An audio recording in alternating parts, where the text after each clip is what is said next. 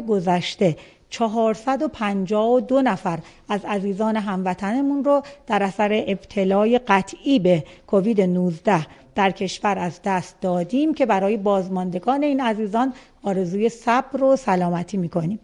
و با این احتساب مجموع جانباختگان بیماری در کشور به عدد 41034 نفر رسیده است. از زمان شیوع بیماری در کشور 749525 بیمار مبتلا به کووید شناسایی شدند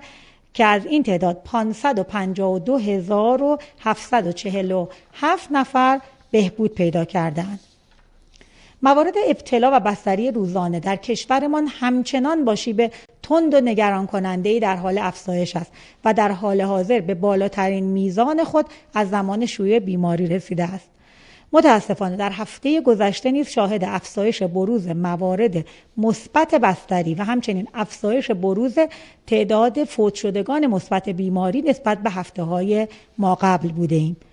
متوسط بروز هفتگی موارد مثبت بستری در هفته گذشته با افزایش نسبت به هفته ماقبل به 26.5 نفر به ازای هر 100,000 نفر جمعیت رسیده و استانهای ایلام، سمنان، خراسان جنوبی و یزد دارای بیشترین میزان بروز مثبت بستری در کشور بودند.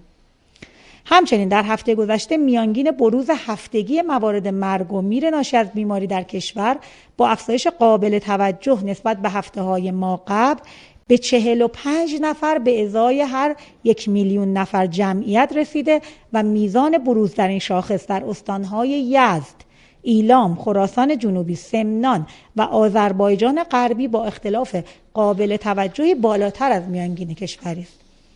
طبق آخرین بررسی‌های صورت پذیرفته میزان رعایت پروتکل‌های بهداشتی در کشور 79% میباشد که کمترین میزان رعایت در نانوایی‌ها و سامانه‌های مسافربری گزارش شده است. خوشبختانه در هفته گذشته با افزایش تعداد تست‌های آزمایشگاهی انجام شده شاهد بالاترین میزان شناسایی موارد سرپایی مثبت در کشور بودیم که این امر نیازمند تداوم و تقویت بیشتری میباشد. هموطنان عزیز، جهت خروج از وضعیت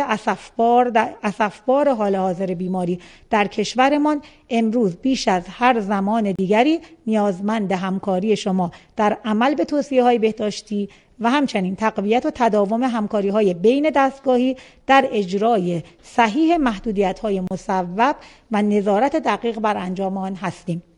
اکنون زمان مماشات و عادی انگاری نیست و مطمئناً در صورت هر گونه غفلت